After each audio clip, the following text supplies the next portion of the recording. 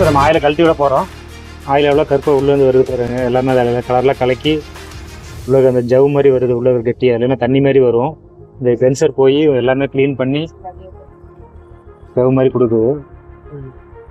இப்போ நார்மலாக இது பண்ணால் எப்படி ஆயில் வரும்? நார்மலாக வேணும்னா ஒரு மாதிரி தண்ணி மாதிரி வரும் ஹீட்டுக்கு. ஆனால் இது மாதிரி கெட்டியாக வருது, இது எல்லாமே கலக்கி விட்டு எடுத்துகிட்டு வருது.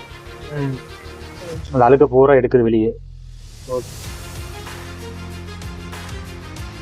இப்போ ஆயில் ஃபுல்லாக உடைஞ்சிருச்சு, புது ஆயில் எப்போ எப்படி நான் ஊற்றணும்?